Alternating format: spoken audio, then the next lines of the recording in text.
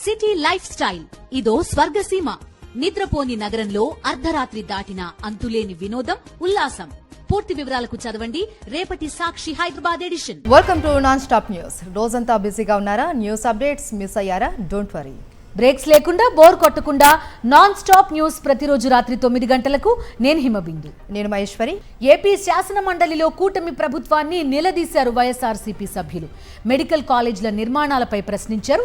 Medical కాలేజీల నిర్మాణం ప్రభుత్వం పూర్తి చేస్తుందో లేదో చెప్పాలని డిమాండ్ చేశారు. అయితే సమాధానం చెప్పాల్సిన మంత్రులు తిరిగి ప్రతిపక్ష సభ్యులపైనే ఎదురుదాడికి దిగారు. సమాధానం లేకపోవడంతో మంత్రి సత్యకుమార్ ఊగిపోతూ మాట్లాడి సభను తప్పుదోవ పట్టించే ప్రయత్నం చేశారు.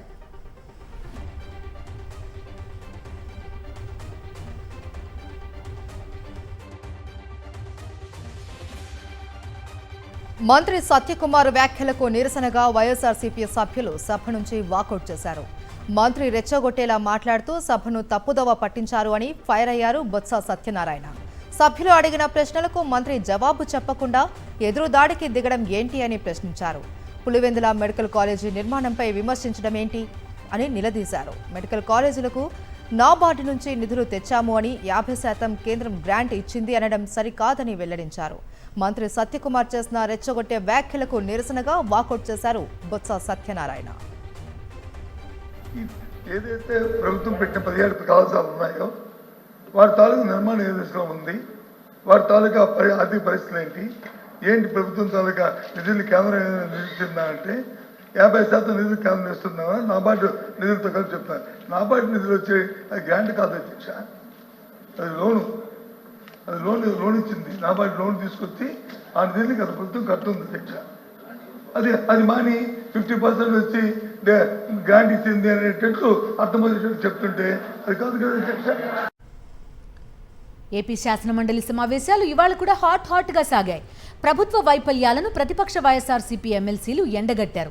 ప్రభుత్వ తీరును ప్రశ్నిస్తూ అధికార పక్షానికి చుక్కలు చూపించారు. వైఎస్ఆర్సీపీ సభ్యుల ప్రశ్నలకు సమాధానాలు చెప్పలేక మంత్రులు సమాధానాలు దాటవేసిన పరిస్థితి. ప్రతిపక్ష ఎమ్మెల్సీలకు మాట్లాడే అవకాశం ఇవ్వకుండా అడ్డుకున్నారు. తాజాగా శాసన మండలిలో మెడికల్ కాలేజీల ఏర్పాటుపై జరిగిన చర్చలో వైఎస్ఆర్సీపీ సభ్యులు అడిగిన ప్రశ్నలకు మంత్రులు నిర్లక్ష్యంగా సమాధానం చెప్పడంతో అధికార పార్టీ నేతలపై ప్రతిపక్ష నేతలు మండిపడ్డారు.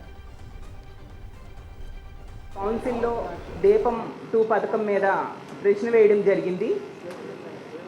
సివిల్ సప్లైస్ మినిస్టర్ గారు దానికి సమాధానంగా 1,55,00,000 మందికి లబ్ధిదారులుగా గుర్తించాము అని చెప్పారు. మరి లబ్ధిదారులు అంతమంది ఉండేప్పుడు వాళ్ళు విడుదల చేసిన నిధులు 895 కోట్లు. ఒక్క సిలిండర్కైనా ఈ డబ్బులు సరిపోతాయని మేము అడుగుతూ ఉన్నాం. యాక్చువల్గా మేనిఫెస్టోలో ఏమిచ్చారు? కుటుంబానికి 3 ఉచిత గ్యాస్ సిలిండర్స్ 1 ఇయర్లో ఇస్తాము అని చెప్పారు. ఎక్కడా లేని విధంగా 17 మెడికల్ కళాశాలలు తీసుకొస్తే ఈరోజు ఈ ప్రభుత్వం ఆ మెడికల్ కళాశాలని ఎక్కడ కంటిన్యూ చేస్తే జగన్ గారికి పేరు వస్తుందనో, జగన్ గారి ప్రభుత్వంలో ఇనిషియేట్ చేసిన అతి గొప్ప కార్యక్రమం ఇది తరతరాలుగా ఈ కార్యక్రమం పేరు నిలబడుతుందని చెప్పి ఉద్దేశంతో దుర్బుద్ధితోటి ఈరోజు ఎక్కడా కూడా మెడికల్ కళాశాలని కట్టకుండా చేస్తున్నారు. సోషల్ మీడియా కార్యకర్తలపై నమోదు చేసిన ఎఫ్ఐఆర్లో ఆన్లైన్లో ఎందుకు పెట్టడం లేదు అని ప్రశ్నించారు వైఎస్ఆర్సీపీ నేత మాజీ మంత్రి కురసాల కన్నబాబు. పోలీసులు నిజాయితీగా వ్యవహరించాలి అని కోరారు. కక్ష సాధింపులకు కేర్ ఆఫ్ అడ్రస్గా ఏపీ మారిపోయిందని, ఇది మంచి పద్ధతి కాదని అన్నారు. ఇక ఇప్పటికైనా డైవర్షన్ పాలిటిక్స్ ఆపేసి ప్రజలకు మేలు చేసే పరిపాలన కొనసాగించాలి అని డిమాండ్ చేశారు కన్నబాబు.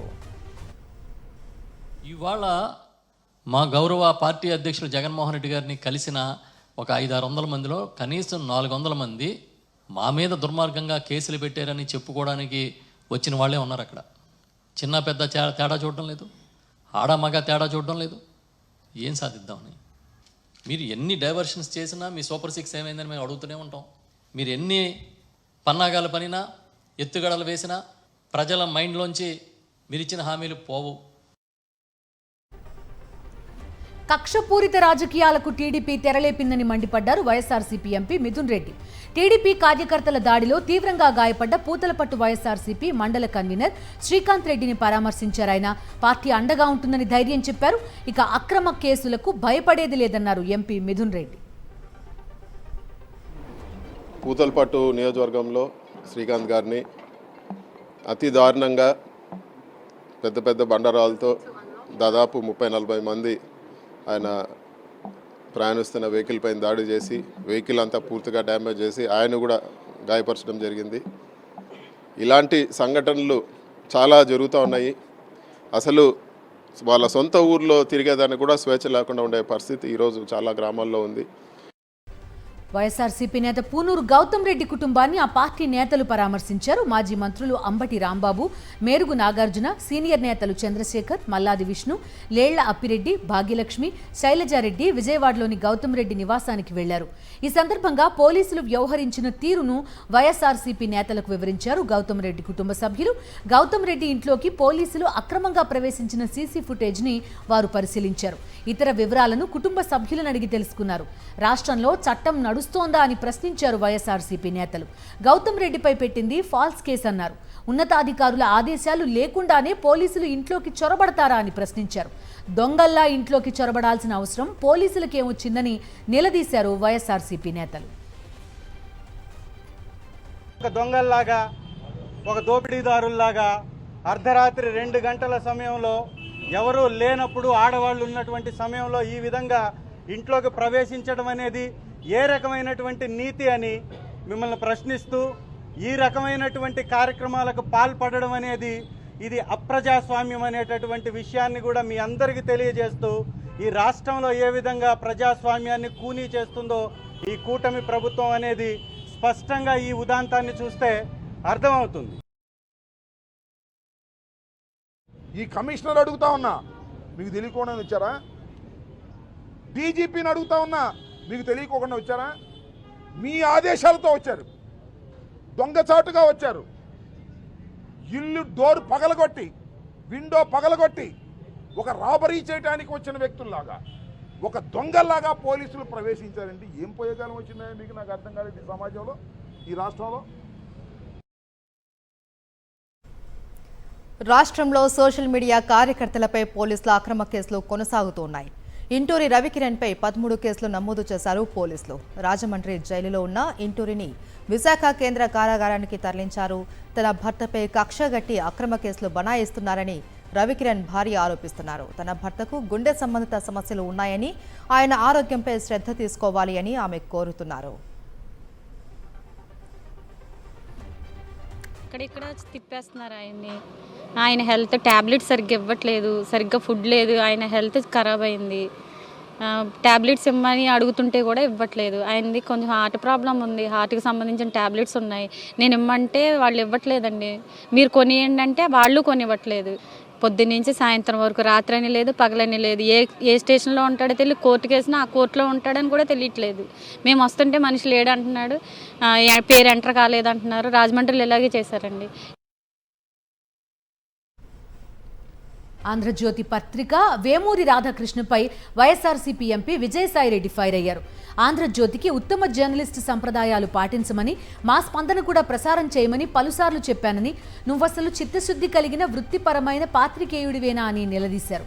2012లో సిబిఐ అరెస్ట్ చేసినప్పుడు మా ఇల్లు, ఆఫీస్ రైడ్ చేసి ఫైల్స్, అన్ని పత్రాలు స్వాధీనం చేసుకుని పూర్తి స్థాయి విచారణ జరిపారన్నారు. 12 నెలలు కాంగ్రెస్ టీడీపీ కుట్రలో భాగంగా జైల్లో గడిపానన్నారు. ఆదాయానికి మించి ఆస్తుల అభియోగాలు తనపై లేవన్నారు. తనపై పెట్టిన సెక్షన్లు కుట్ర, ప్రేరేపణ, ఖాతా లెక్కల ఫడ్జింగ్ మాత్రమేనన్నారు. నీలా మోసగాడ్నో, దోపిడిదారున్నో, బ్లాక్ మెయిలర్నో, వీలర్ డీలర్నో కాదు గుర్తుంచుకోవాలని కౌంటర్ ఇచ్చారు విజయసాయిరెడ్డి.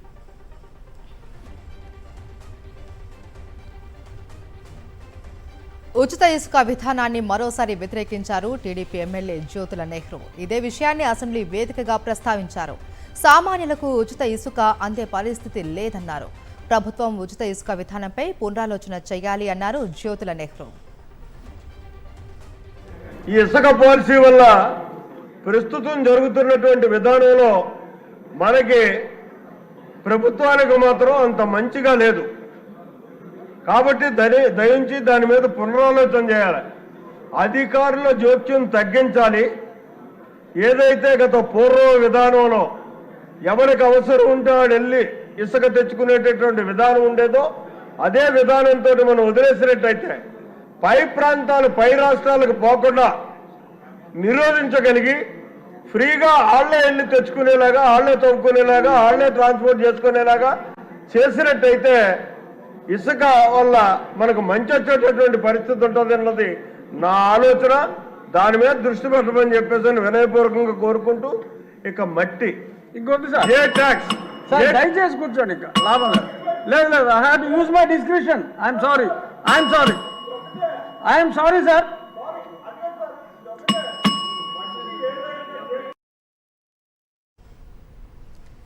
ఏపీ బీజేపీలో తిరుగుబాటు స్వరాలు వినిపిస్తున్నాయి. కూటమి నేతలపై ఓబీసీ మోర్చా రాష్ట్ర అధ్యక్షుడు గోపి శ్రీనివాస్ ఆగ్రహం వ్యక్తం చేశారు. తూర్పు కాపు కార్పొరేషన్ డైరెక్టర్గా తనను ప్రకటించడంపై గోపి శ్రీనివాస్ అభ్యంతరం తెలిపాడు. ఈ నియామకం తన బాధ్యత కాదని ట్వీట్ చేశారాయన. కూటమికి కళ్లు నెత్తికెక్కి తన పేరు నమోదు చేశారని ఫైర్ అయ్యారు గోపి శ్రీనివాస్.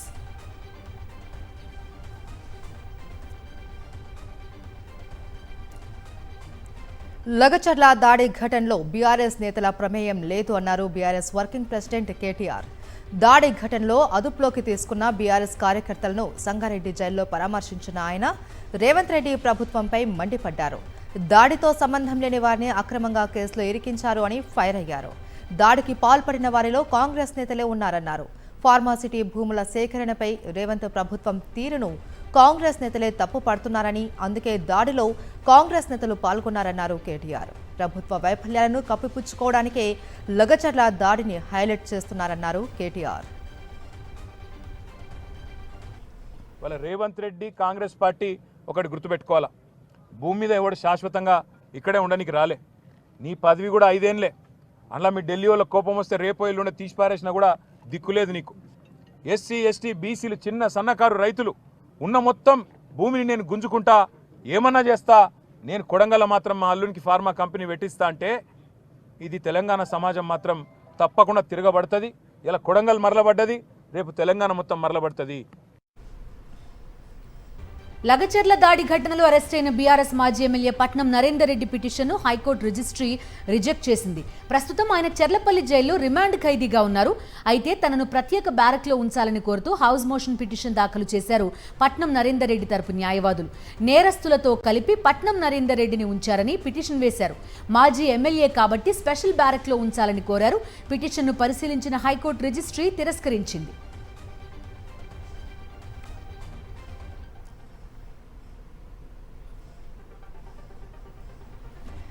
లగచర్ల ఘటనపై మంత్రి పొన్నం ప్రభాకర్ మండిపడ్డారు. లగచర్లలో పరిశ్రమ పెట్టడం ఇష్టం లేకపోతే ఎవరైనా ప్రజాస్వామ్య పద్ధతిలో నిరసన తెలపాలి అన్నారు. చట్టాన్ని చేతుల్లోకి తీసుకుంటే చట్టం తన పని తాను చేసుకుపోతుంది అన్నారు పొన్నం ప్రభాకర్. ఇష్టం వచ్చినట్టు మాట్లాడితే చర్యలు తప్పవు అంటూ హెచ్చరించారు మంత్రి పొన్నం ప్రభాకర్. కొడంగల్లా ఆ పరిశ్రమ పెట్టడం ఇష్టం లేకపోతే మేము నిరసనలకు ఎక్కడ అనుమతి ఆపింది లేదు. మేము పోలీసులకు స్పష్టంగా ఆదేశాలు ఇచ్చినాం.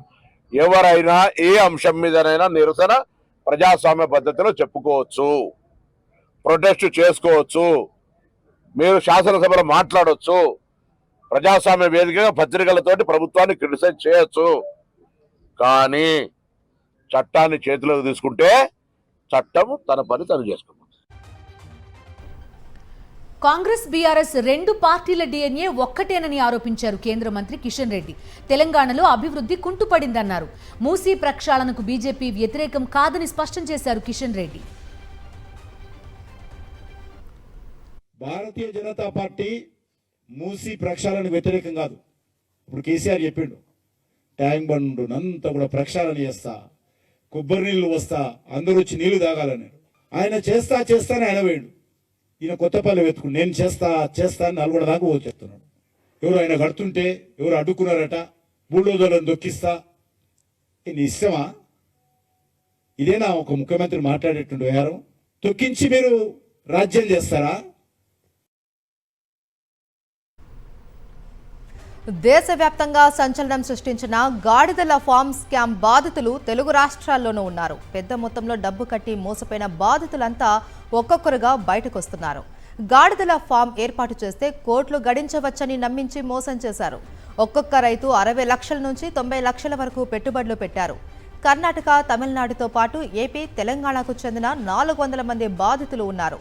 అధిక ఆదాయం అంటూ యూట్యూబ్లో ప్రచారం చేస్తూ మొదట లాభాలు వస్తాయని నమ్మించి ఆ తర్వాత నిలువున మోసం చేశారని బాధితులు వాపోతున్నారు.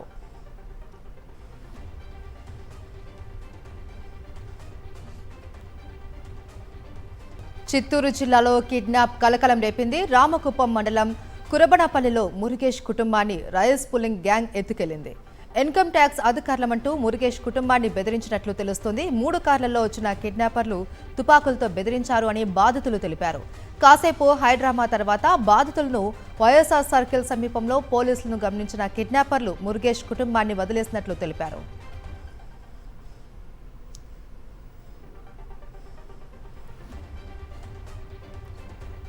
విజయవాడలో కార్తీక పౌర్ణమి వేడుకలు వైభవంగా జరుగుతున్నాయి. దుర్గమ్మ కొలువైన ఇంద్రకీలాద్రిపై జ్వాలా తోరణం ఆకట్టుకుంటోంది. ఎండోమెంట్ కమిషనర్ సత్యనారాయణ అఖండ దీపాన్ని వెలిగించి జ్వాలా తోరణం కార్యక్రమాన్ని ప్రారంభించారు. తిమిరాన్ని తరిమే దీపాల వెలుగులతో ఇంద్రకీలాద్రి దివ్య క్షేత్రం దేదీప్యమానంగా వెలుగొందుతోంది. పెద్ద ఎత్తున మహిళలు ఆలయానికి చేరుకుని దీపాలు వెలిగించారు. చిన్న పెద్ద అనే తేడా లేకుండా భారీగా భక్తులు తరలి రావడంతో ఆలయ పరిసరాల్లో సందడి వాతావరణం నెలకొంది.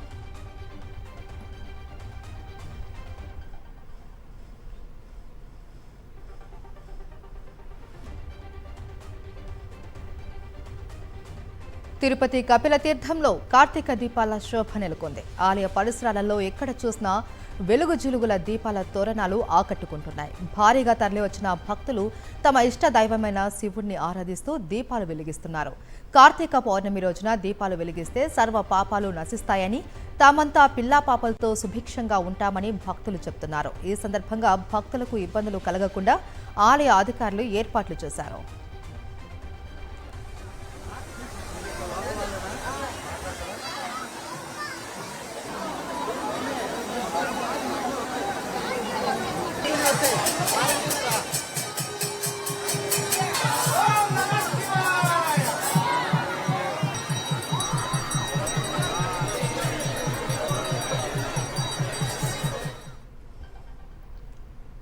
శృంగేరి శారద పీఠం శ్రీ విధుశేఖర భారతీ తీర్థ స్వామీజీ విజయ యాత్రలో భాగంగా తిరుమల శ్రీవారిని దర్శించుకున్నారు. అనంతరం తిరుపతి శ్రీ కోదండ రామాలయం వీధిలోని శృంగేరి శారద పీఠానికి చేరుకున్నారు. స్వామీజీని చూసేందుకు పెద్ద ఎత్తున భక్తులు తరలివచ్చారు. ఈ సందర్భంగా భక్తులను ఉద్దేశించి స్వామీజీ అనుగ్రహ భాషణం చేశారు. తిరుచానూరు శ్రీ పద్మావతి అమ్మవారి దర్శనం అనంతరం రాత్రి శారద పీఠంలో జరిగే చంద్రమౌళీశ్వర పూజా కార్యక్రమంలో స్వామీజీ పాల్గొంటారు.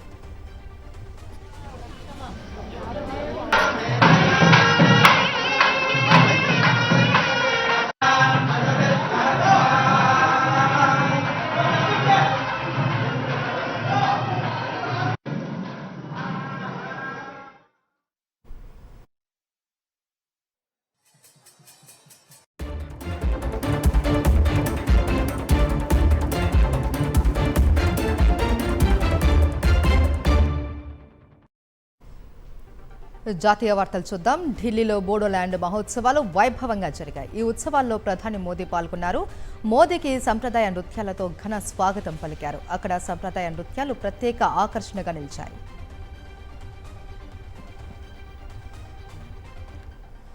అసెంబ్లీ ఎన్నికల వేళ మహారాష్ట్రలో రాజకీయం రసవత్తరంగా మారింది.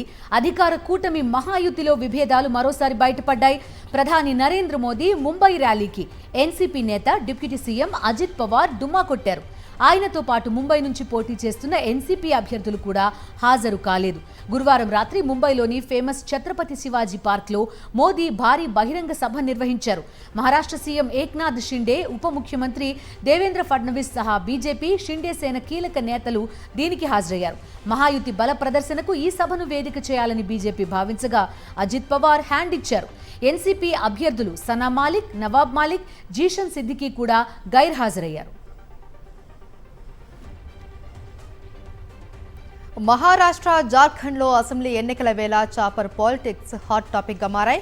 విపక్ష నేతల హెలికాప్టర్లలో ఎన్నికల అధికారుల తనిఖీలు మహారాష్ట్రలో రాజకీయ దుమారం రేపుతూ ఉండగా జార్ఖండ్లో మరో వివాదం రాజుకుంది. కాంగ్రెస్ అగ్రనేత రాహుల్ గాంధీ చాపర్ను 30 నిమిషాలు ఆపేశారు అధికారులు. ఏటీసీ క్లియరెన్స్ రాలేదు అంటూ టేకాఫ్కు అనుమతి ఇవ్వలేదు. దీంతో బీజేపీపై భగ్గుమంది కాంగ్రెస్ నాయకత్వం.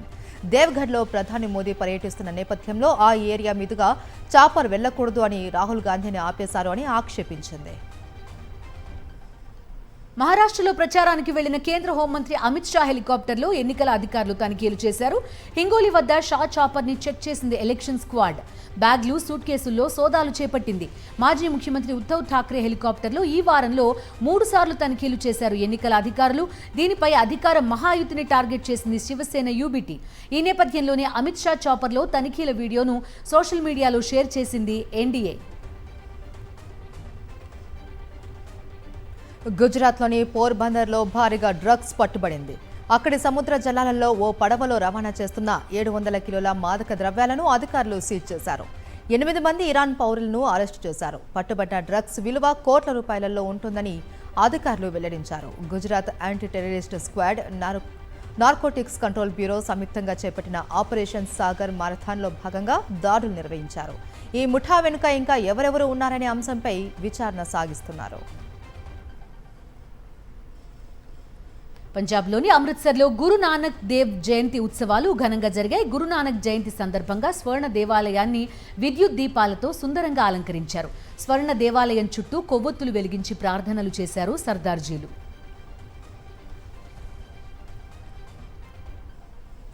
దేవ్ దీపావళి వేడుకలు ప్రముఖ పుణ్యక్షేత్రం వారణాసిలో ఘనంగా నిర్వహించారు.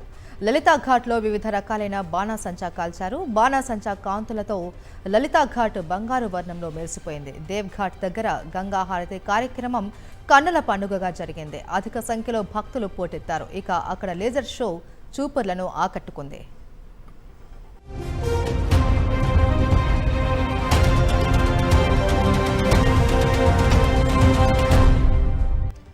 అంతర్జాతీయ వార్తలకు వెళ్దాం. ట్రంప్ యంత్రాంగంలో కీలక బాధ్యతలు అందుకున్న ప్రపంచ కుబేరుడు ఇలాన్ మస్క్ అప్పుడే రంగంలోకి దిగారు. అమెరికా, ఇరాన్ మధ్య ఉద్రిక్తతలు తగ్గించేందుకు ముందడుగు వేశారు. ఐక్యరాజ్య సమితికి టెహ్రాన్ రాయబారి అమీర్ సయీద్ ఇర్వానీతో భేటీ అయ్యారు మస్క్. ఓ రహస్య ప్రదేశంలో గంటకు పైగా వీరిద్దరి మధ్య చర్చలు జరిగినట్టుగా సమాచారం. న్యూయార్క్ టైమ్స్ పత్రిక ఈ విషయాన్ని వెల్లడించింది. టెహ్రాన్, వాషింగ్టన్ మధ్య ఉద్రిక్తతల గురించి వీరిద్దరూ చర్చించారని, ఈ సమావేశం ఫలప్రదమైనట్టుగా రాసుకొచ్చింది న్యూయార్క్ టైమ్స్.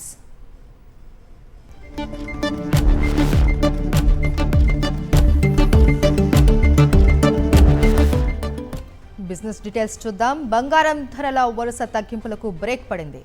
దేశవ్యాప్తంగా పసిడి ధరలు నేడు స్వల్పంగా పెరిగాయి. తెలుగు రాష్ట్రాల్లోని హైదరాబాద్, విశాఖపట్నం, విజయవాడ సహా వివిధ ప్రాంతాలలో ఈరోజు 22 క్యారెట్ల బంగారం తులం ధర 100 రూపాయలు పెరిగి 69,450 రూపాయలకు చేరింది. అలాగే 24 క్యారెట్ల బంగారం 110 రూపాయలు పెరిగి 75,760 రూపాయల వద్దకు చేరింది.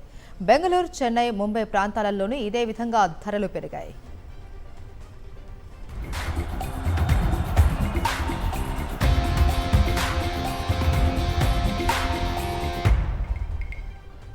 ఛాంపియన్స్ ట్రోఫీ టూర్ విషయంలో పాక్ కుటిల యత్నాలకు ఐసీసీ చెక్ పెట్టింది. పాకిస్తాన్ ఆక్రమిత కశ్మీర్లో ఆ దేశ క్రికెట్ బోర్డు నిర్వహించ తలపెట్టిన ఛాంపియన్స్ ట్రోఫీ టూర్ని రద్దు చేసింది. ఈ విషయంలో ఐసీసీని బీసీసీఐ సంప్రదించడంతో వెంటనే ఈ నిర్ణయం తీసుకుంది. వచ్చే ఏడాది జరగాల్సిన ఛాంపియన్స్ ట్రోఫీకి అధికారిక షెడ్యూల్ను అంతర్జాతీయ క్రికెట్ మండలి ఇంకా ప్రకటించినప్పటికీ ట్రోఫీ టూర్ని మాత్రం మొదలుపెట్టింది. ఇందులో భాగంగా కప్ని తొలుత పాకిస్తాన్ పంపింది. దీంతో పాక్ క్రికెట్ బోర్డు టూర్ షెడ్యూల్ని తాజాగా ప్రకటించింది. ఇవి నాన్ స్టాప్ న్యూస్ అప్డేట్స్.